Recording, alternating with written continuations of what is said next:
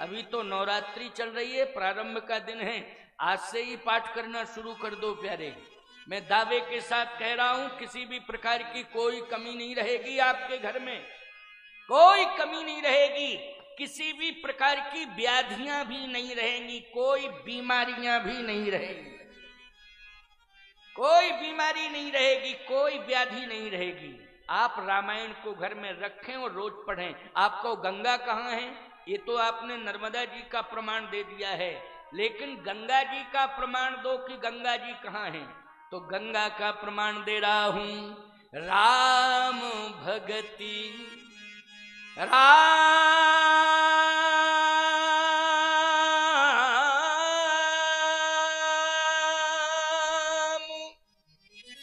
भगति जहाँ सुर सरी धारा, और सर से ब्रह्म विचार प्रचारा। इसमें राम भक्ति भरी हुई है और राम भक्ति ही गंगा है। बोलो, राम भक्ति क्या है? गंगा है। और राम भक्ति से भरा हुआ ये रामायण ग्रंथ है, रामचरितमानस है, इसलिए ये गंगा है। सकल सिद्ध सुख संपत्ति राशि, जैसे नर्मदा जी रिद्धियां सिद्धियां देती हैं, वैसे ही रामायण भगवान शिव कहते हैं, रामचरितमानस भी रिद्धियां सिद्धियां प्रदान करता है। अंतर यही है कि नर्मदा जी के पास स्वयं चल के जाना पड़ेगा, लेकिन रामचरितमानस आपके घर में स्वयं स्थापित हो सकती है। रामचरितमानस गंगा भी है और रामचरितमानस नर्मदा भी है। सरोवर क्या है? बोले, मान सरोवर भी है। मन कर विषय अनल बन जरई, मन कर विषय अनल बन जरई, होय सुखी जो यही सर परई, होय सुखी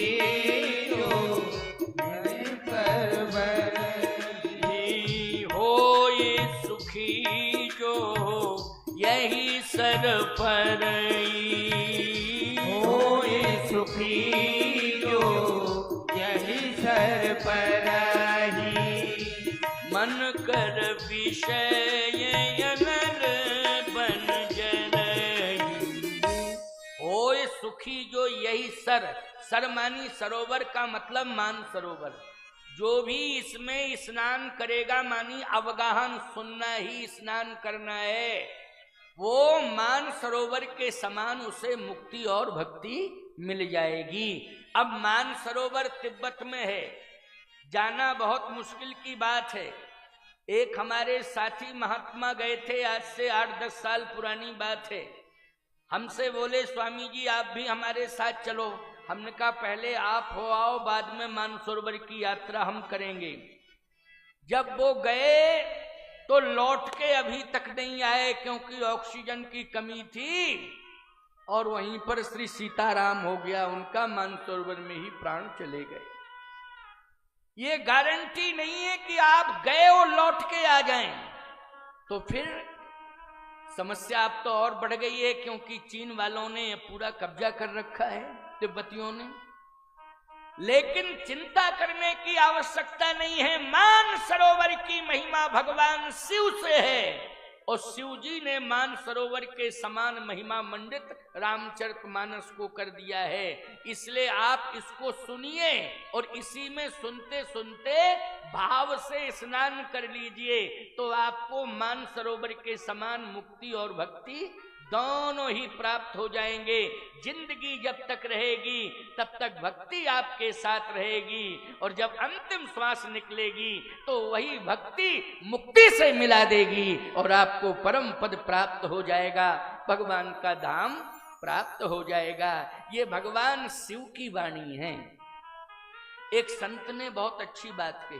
क्या बोले? तिब्बत वाले मानसरोवर में एक रस जल भरा है, और ये गारंटी नहीं है कि वहां स्नान किए वहां ऑक्सीजन की कमी है, कहो वहीं रह जाओ, लौट के ही ना आ पाओ। मैंने जैसे अभी बताया, उदाहरण दिया, तो बोले चिंता मत करो, रामायण को पढ़ते रहना, इसमें सब कुछ मिल जाएगा। यहाँ 9 रस हैं। बोले रस एक वहाँ, यहाँ 9 रस हैं, रस एक वहाँ। यह पानी है संत की, पानी नहीं, क्योंकि वहां पानी भरा हुआ है एक रस। बोले पानी में और वाणी में बहुत अंतर है। यहाँ 9 रस हैं, रस एक वहाँ। यह वाणी है संत की, पानी नहीं। तन का मल धोया करो जो कहीं, मन का मल तो धुलता है यहीं। इस राम चरित्र के मानस से उस मानस की तुलना है नहीं। क्यों?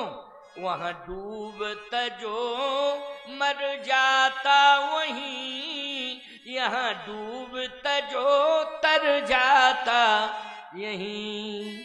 बोले यहाँ जो डुबकियां लगाएगा वो तर जाता है, वहां जाओ तो मर जाता है और यहाँ आओ तो तर जाता है। इसलिए ये तरने का बहुत ही सुंदर उपाय है, निश्चित रूप से ये तरने का उपाय है। अच्छा और बताएं आपको, स्वर्ग में कल्प वृक्ष है, लेकिन मृत्युलोक में कल्प वृक्ष कहाँ है? तो 4 जगह मृत्युलोक में कल्प वृक्ष बताए गए हैं। एक तो बोले कामदगिरि कल्प वृक्ष हैं, दूसरा गिरिराज जी कल्प वृक्ष हैं, गोवर्धन जी, और कहा तीसरा कल्प वृक्ष कौन है और चौथा कौन है? तो कहे कामदगिरि की परिक्रमा करिए तो कल्प वृक्ष के समान कामतानाथ जी फल दे देते हैं। गिरिराज जी की परिक्रमा करो तो गिरिराज जी भी कल्प वृक्ष के समान फल देते हैं। तीसरा गौ माता की सेवा करोगे तो गौ माता भी कलयुग में कल्प वृक्ष के समान है, क्योंकि स्वर्ग में कल्प वृक्ष है। और स्वर्ग के देवता किसमें वास करते हैं? जल्दी बोलो। गौ माता के हृदय में वास करते हैं, इसलिए गौ माता इस मृत्युलोक में कल्प वृक्ष हैं। और चौथा बोले राम कथा कल्प वृक्ष है, सुनते रहिए आपको सब कुछ मिल जाएगा। राम कथा कलि कामद गाई और सुजन सजीवन मूरी सुहाई। बोलो राम कथा क्या है? ये कल्प वृक्ष है, आपको सब कुछ मिलेगा। मैंने तो अनुभव किया है। सबसे पहले जब मुझे होश आया तो मेरे कान में राम कथा पहुंची, क्योंकि जिस गांव में मेरा जन्म हुआ था तो मेरे घर में रोज रामायण पढ़ने की परंपरा थी। मोहल्ले के 10, 20, 25 लोग आ जाते थे और मेरे बाबा जी रामायण पढ़ते थे। मुझे कोई ज्ञान तो था नहीं, लेकिन मैं बैठ जाता था और सुनता था।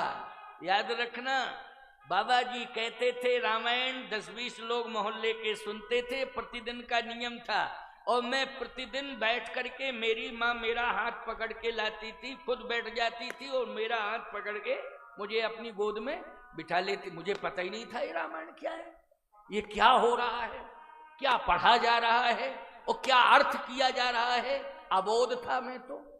लेकिन मैं ग्रंथ का दर्शन करता रहता था और मेरे बाबा उंगली रख के जो है चौपाई पढ़ते थे। समझ रहे हो ना, बड़ी रामायण थी, ऐसे उंगली रख के जो है रामायण की चौपाई पढ़ते थे और मैं बाबा की उंगली पर ध्यान देता था कि बाबा इस तरह से जो है चौपाई पढ़ रहे हैं। मैं सत्य कहता हूं, दावे के साथ कह रहा हूं कि रामचरितमानस की छाया मेरे ऊपर पड़ गई और रामचरितमानस मेरे जीवन में कल्प वृक्ष बन गया। सब कुछ मुझे रामचरितमानस ने दे दिया है।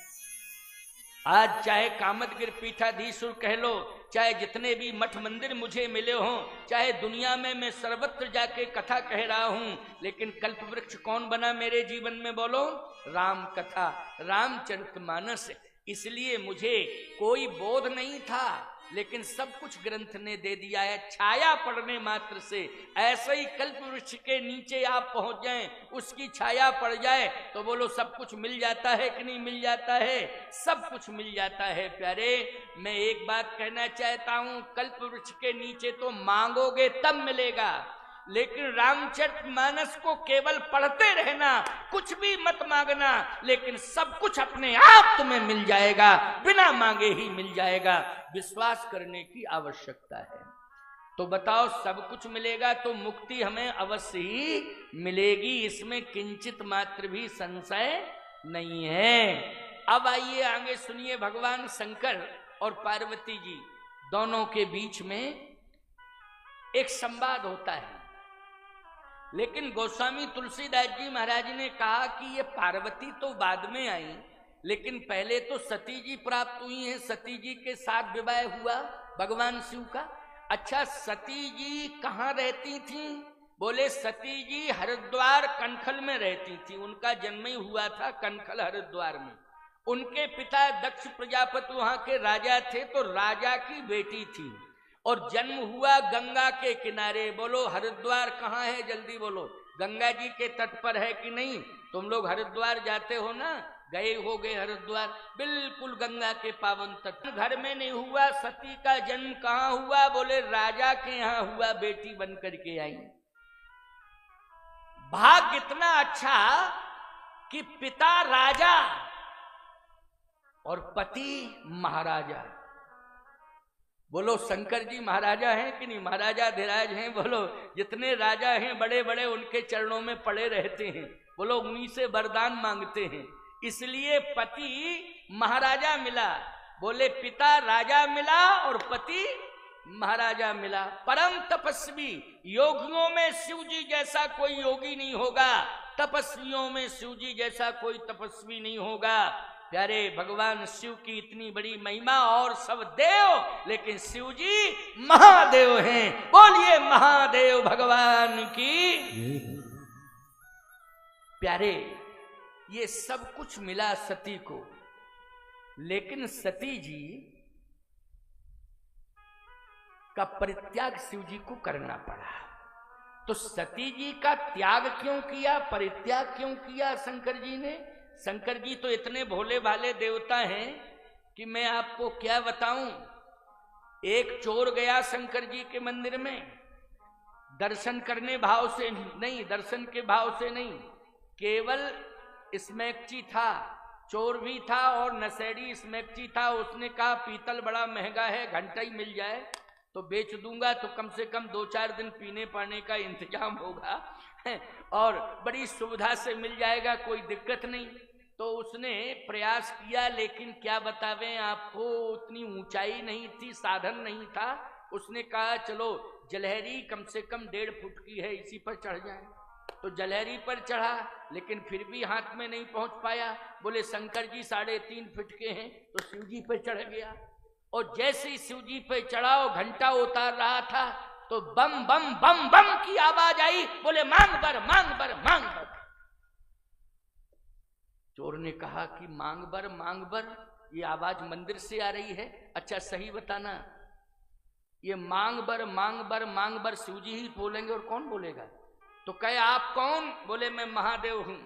महादेव हैं तो आप हमको वरदान क्यों दे रहे हैं? अरे बोले मैं प्रसन्न हो गया हूं, जितने भी लोग आए, किसी ने जल चढ़ाया, किसी ने धतूर का फल चढ़ाया, किसी ने बेलपत्र चढ़ाई, लेकिन तू तो पूरा ही चढ़ गया। अब तेरे जैसा कौन भक्त होगा, पूरा चढ़ गया मेरे ऊपर। कितने भोले वाले हैं बोलो, इतने अवघड़दानी भोले वाले हैं कि तुरंत वरदान देने लगते हैं। शिव जी कभी नाराज नहीं हो सकते हैं प्यारे, याद रखना। अगर नाराज कहीं हुए हैं तो कोई विशेष ही कारण है, नहीं शिव जी जैसा कोई प्रसन्नता देने वाला देवता नहीं है, इसलिए उनका नाम है भोले। क्या नाम है? भोले। शिव जी का एक नाम क्या पड़ गया? भोले। इसलिए भोले भोले बार बार उनको कहा जाता है। भोला पति मिला, लेकिन फिर भी नाराज हो गया पति। क्यों? अब देखो ये बालकांड में, ये राम चरितमानस के महिमा का ही प्रसंग है कि शिवजी ने रामचरितमानस की कितनी बड़ी महिमा, राम कथा की कितनी बड़ी महिमा सुनाई है सती को। शिवजी ने अपने मुख से सुनाई। शिवजी ने कहा, सती मैं व्यथित हूं। तो सती ने कहा, क्यों, कारण क्या है? भगवान शंकर ने कहा, इसलिए व्यथित हूं कि पत्नी अगर अनुकूल ना हो तो पति चाहे जितना प्रभावशाली हो लेकिन परेशानी रहता है। बोलो भाई, चाहे जितना प्रभावशाली हो लेकिन पत्नी अगर अनुकूल नहीं है तो याद रखना, पति जो है चाहे जितना प्रभावशाली हो दुखी रहेगा। मैं तेरे कारण दुखी हूं। तो सती ने कहा, मैंने तो कोई ऐसा काम किया नहीं है जिससे आप दुखी हो। आखिर कारण बताओ कि दुखी क्यों, कारण बताओ। भगवान शंकर ने कहा, बात यह है कि सबसे प्रिय मेरे हैं राम, और राम से ज्यादा प्रिय है राम की कथा। देखो ये महिमा किसने बताई है? भगवान शिव ने। और तुझे सत्य बताऊं, मेरे हृदय में राम कथा है। हृदय में कोई और ग्रंथ नहीं है और किसी का चरित्र नहीं है, राम का चरित्र मेरे हृदय में है। और तुझे पता है कि मैं रात दिन क्या कहता हूं? राम राम राम राम राम राम राम राम के अलावा तूने कुछ सुना मेरे मुंह से? सती जी ने कहा, नहीं नहीं, राम रही राम आप कहते हैं। राम तो राम मेरा इष्ट है और राम का चरित्र मेरे हृदय में है, इसलिए मैं राम कथा ही सुनता हूं, इसके अलावा कुछ नहीं सुनता हूं। लेकिन तू राम कथा नहीं सुनती है। कष्ट इस बात का है कि पति सुने और पत्नी ना सुने, या पत्नी कथा सुने और पति ना सुने, तो ये कष्ट की बात है। इसलिए पति पत्नी दोनों को कथा सुननी चाहिए। और प्रयास करो कि बच्चे भी कथा सुने, यानी पूरे परिवार के साथ आके कथा सुननी चाहिए। ये भगवान शिव की वाणी है। तू कथा नहीं सुनती है इसलिए मुझे कष्ट है, और चाहे जितने प्रभावशाली क्यों ना बनी रहे, लेकिन मैं तो तभी प्रसन्न होऊंगा जब तू राम की कथा सुने। अच्छा बोलो, राम की कथा सुनने की परंपरा की चर्चा भगवान शंकर भी कर रहे हैं कि नहीं? और सपत्नी कह रहे कि मैं कथा सुनता हूं तो तू भी कथा सुन। अच्छा बोलो बुंदेला जी, सपत्नी कथा सुन रहे हैं कि नहीं सुन रहे? ये परंपरा है इसलिए सुन रहे हैं। लेकिन सती कहती है कि कथा सुनाने वाला कोई हो तब तो सुने।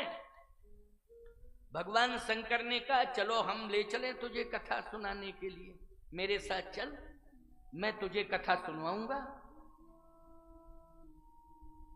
सती